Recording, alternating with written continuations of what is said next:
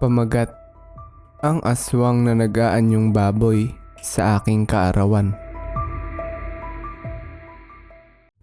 Gusto ko lang pong ikwento sa inyo ang pinaka nakakatakot na istorya o tawagin natin pinaka nakakatakot na birthday sa buong buhay ko.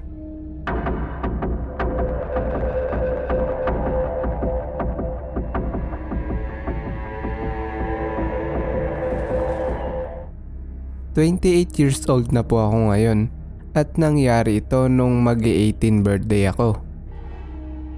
Bali dibo ko po noon kaya medyo malaki ang handaan na magaganap. Nakatira po kami sa Caloocan, so bali tiga syudad lang po kami na uuwi sa aming probinsya. Hindi ko na po papangalanan yung probinsya ko na yon. Baka katakutan na po yung lugar namin at walang pumuntang tao. So ito na nga po, kasama ng magulang ko at ilang kaibigan ko dito sa Caloocan ay umuwi kami sa aming probinsya. Inagahan po namin ng 2 araw yung uwi namin para makapag-prepare kami ng ihahanda at yung mga design para sa debo ko. Marami po kaming dinaanan at sinakyan para makarating sa lugar na yon. Dahil na rin sa sobrang liblib siya at di pa masyadong develop yung lugar kaya wala pang matinong kalsada.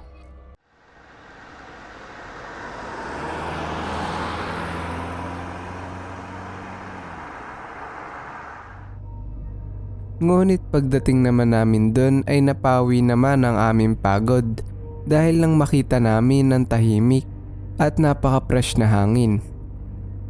Mayroon din pong dagat na hindi kalayuan sa amin at sobrang ganda din doon. Pagdating namin sa bahay ng tita ko ay sinalubong po kami ng mga kamag-anak po namin. At sinalubong din kami ng napakalawak na maisan. Hindi naman po lahat yon sa amin, pero tabing-tabi po yung maisan sa bahay ng tita ko.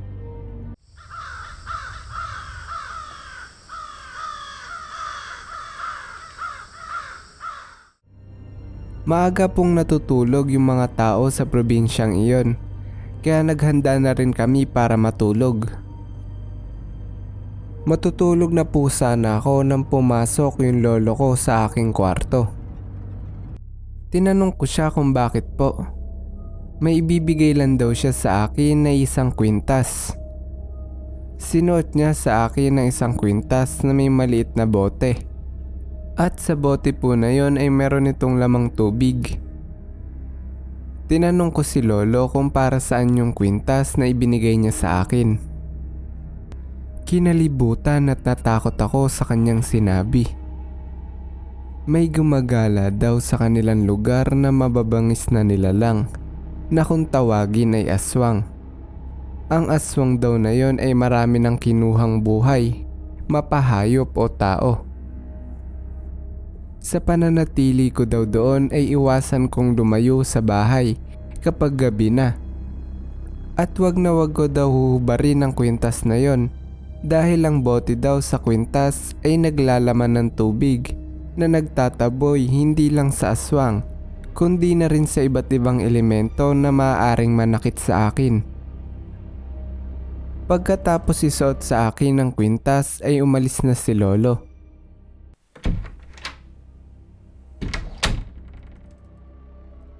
Aaminin ko po na medyo nakakatakot yung lugar namin kapag gabi na. Lalo na po yung maisan. Parang may kung ano pong naninirahan doon na mabangis na hayop.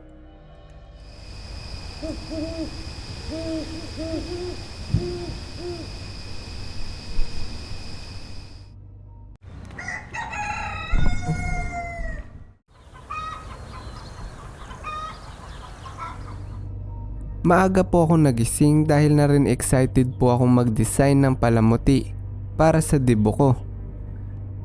At paglabas ko ay doon ay nag-uumpisa na sila tita at ang mga pinsan ko sa pagde-design.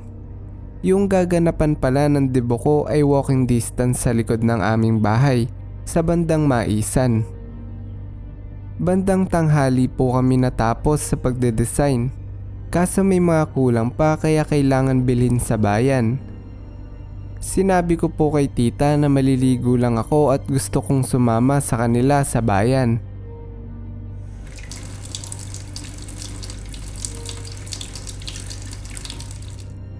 Sa sobrang excited ko pong pumunta ng bayan ay nakalimutan ko sa sabitan ng CR namin yung binigay sa akin ni Lolo na proteksyon para sa mga masasamang elemento.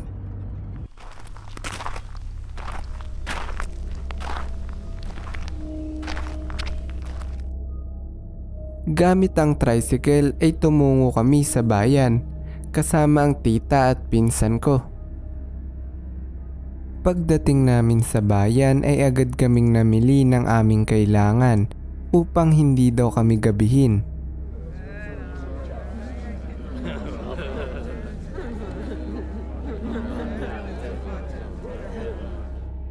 Inabot kami ng ilang oras sa pamimili at medyo malayo din ang bayan sa aming bahay kaya mga hapon na nang kami ay makauwi.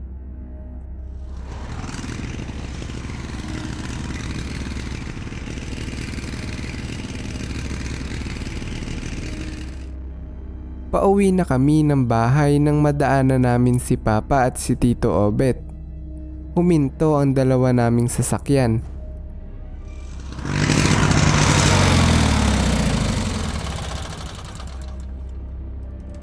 Tinanong ko sila Papa kung saan sila pupunta ni Tito.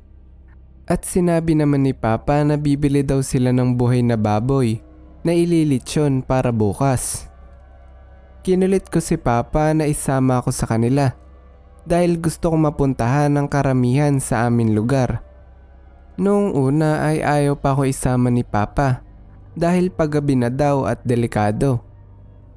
Ngunit sinama rin nila ako dahil sabi rin ni Tito at Tita ay minsan lang naman daw ako roon kaya isama na nila ako.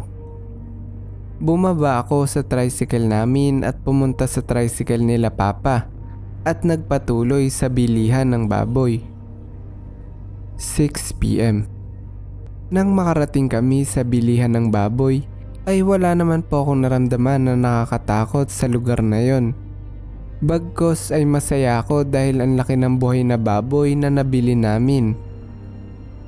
Ngunit sa aming pag-uwi ay doon nagumpisa ang lahat ng nakakakilabot na pangyayari sa aking buhay. Itinali namin yung baboy sa likurang bahagi ng aming sasakyan para siguradong hindi ito makakatalon o makakawala. Gabi na po kami nang makauwi at habang kami ay pauwi ay ramdam ko ang malamig na hangin na dumadampi sa aking balat.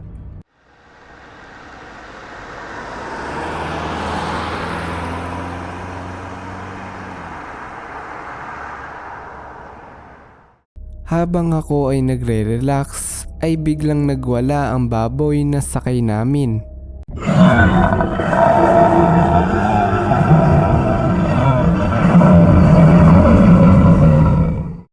Natakot ako nung una dahil sa napakalakas na ungol ng baboy.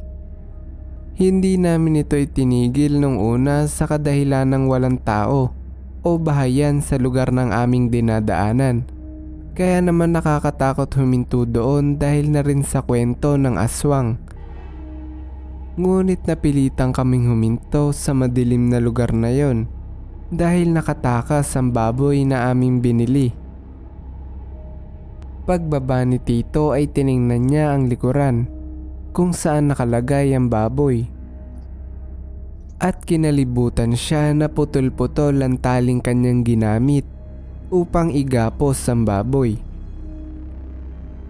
Nanginginig na may takot sa mukha na bumalik si Tito Obet sa aming sasakyan at sinabing kailangan na naming umalis. Ngunit pinigilan siya ni Papa. At habang sila ay nagtatalo, ay narinig namin ng malakas na sigaw ng baboy pero bigla rin itong nawala.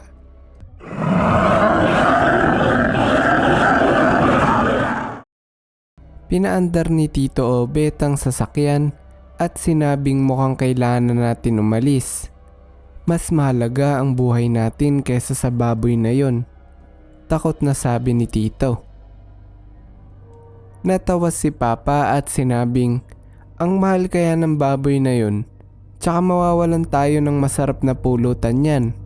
Sabay takbo papunta sa lugar kung saan sumigaw ang baboy. Sinundan namin si Papa gamit ang aming sasakyan, ngunit nawala siya sa kadiliman ng puno. Nakita ko ang takot sa mukha ng aking Tito Obet at bumubulong na dapat hindi na daw siya pumunta doon. Kinakabahan na ako ng mga oras na iyon, ngunit maya-maya lamang ay dumadating na si Papa kasama ang baboy. Napansin ko na puro dugo ang baboy, kahit naman wala itong sugat, at medyo lumaki ito kumpara sa kanina. Nakangiting isinakay ni Papa ang baboy sa amin likuran at itinali ito ng mas maigi.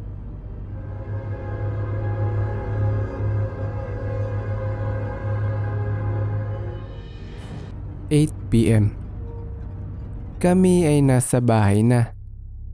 Sobrang pagod ko sa biyahe kaya dumiretso na ako sa aking kwarto at hindi ko na malaya na nakatulog na pala ako. Alauna ng hating gabi.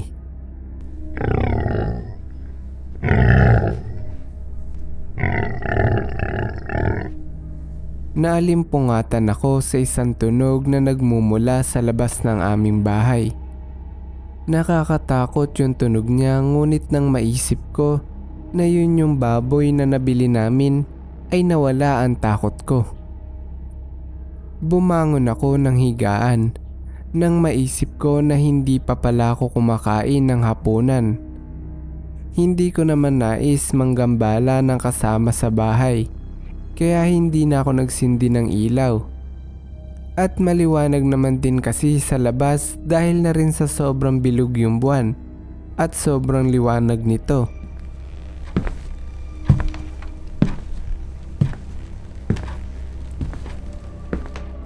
Habang naghahanap ako ng ulam sa aming kusina ay may narinig akong isang kakaibang tunog na parang isang hayop na mabangis.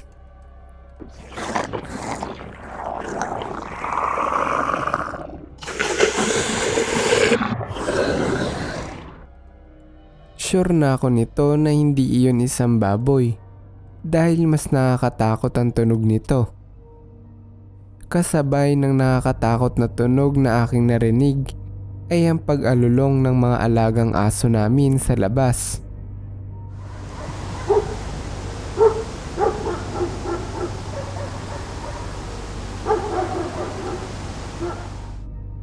Maya-maya ay nawala rin ang tunog nito. Kaya nagpatuloy ako sa paghahanap ng pagkain. Nang makakita ko ng isdang prinito ay kinuha ko na ito at kumain. Pagkatapos kong kumain ay naisipan kong lumabas dahil gusto kong tingnan kung natapos ba ng mga tita at pinsan ko yung pagde-decorate ng lugar na paggaganapan ng dibo ko bukas. Pero nang lalabas na ako ng pinto at bubuksan ito ay napansin ko ang asin sa harapan ng aming pintuan. Kaya naman agad pumasok sa isip ko yung kwintas na ibinigay sa akin ni Lolo. Ngunit hindi ko na ito kinuha sa kadahilan ng hindi naman ako naniniwala sa mga yun. Paglabas ko sa likuran ng aming bahay ay naglakad ako sa lugar kung nasaan yung gaganapan ng dibo ko.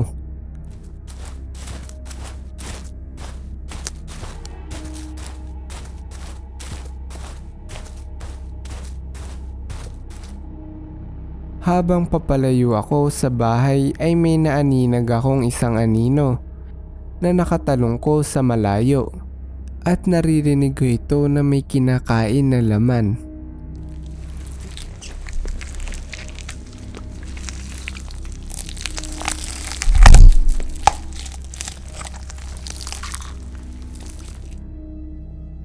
Hindi ako sigurado kung anong klaseng hayop o kung tao ba yung nakatalong ko na yun. Dahil sobrang layo nito at medyo madilim sa lugar niya. Pinag-iisipan ko na tuloy kung tutuloy pa ba ako kasi madadaanan ko yung aninong yun. Pero dahil sa pagiging excited kong makita yung design ay tumuloy pa rin ako.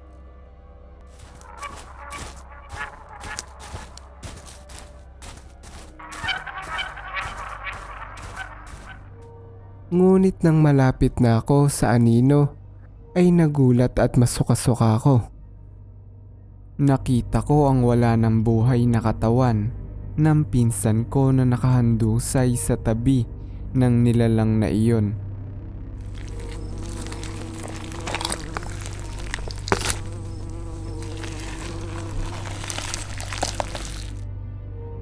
Naalala ko yung sinabi sa akin ni Lolo patungkol sa mga aswang na kumikitil sa aming lugar. First time ko pong makakita ng walang buhay na katawan ng tao noong oras na yon. At ganun pa ang kalagayan ng katawan ng nakita ko. Ang resulta ay nanlamig ang buong katawan ko at parang lumulutang yung ulo ko at hindi ko alam kung tatakbo ako o hindi. Kasi baka mamaya ay makatapak ako ng kung ano at marinig ako ng aswang na yon. At sigurado akong mas mabilis yun sa akin. Kaya ang ginawa ko na lang ay humakbang ako patalikod ng mabagal. Ngunit hindi ko inalis ang mata ko sa aswang. Dahil kung sakali mang mapansin ako nito ay makikita ko siya na haharap sa akin at tatakbo na lang ako.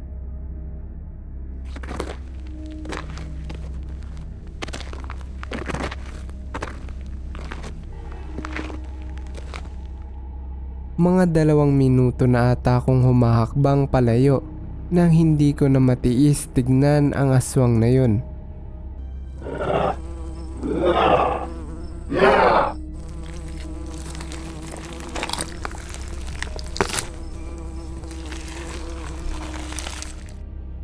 Kaya naman biglang pumitik yung utak ko at sinabi na tumakbo ako at yun ang aking ginawa.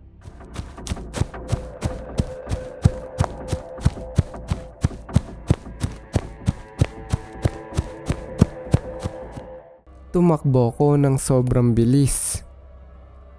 Sa kasamaang palad ay nadapa ako.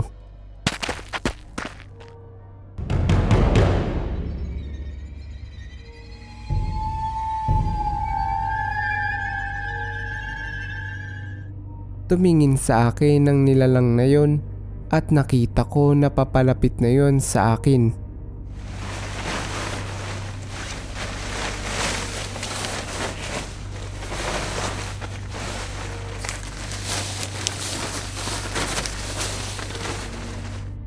Doon din ay mas naaninag ko ng mas mabuti ang kanyang muka na may matatalas ng ngipin at nakakatakot na mga mata. Nang makita kong mabilis itong tumatakbo palapit sa akin, ay agad akong tumayo at tumakbo ng mabilis, takbong nakataya ang buhay ko. At nagsisigaw ng tulong, tulong may aswang.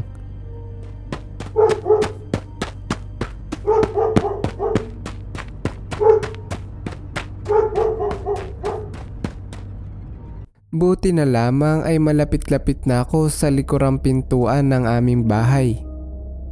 Pagpasok at pagsara ko ng pinto ay doon naman ang pagdating ng aswang.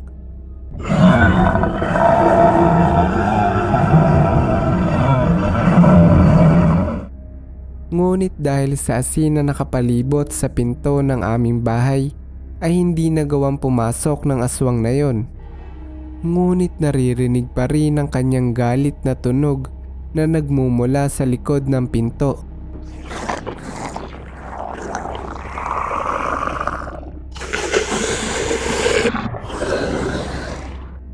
Nang sumindi ang mga ilaw sa aming kapitbahay at nagsibabaan ang mga tita ko, ay doon ay narinig kong tumakbo palayo ang aswang.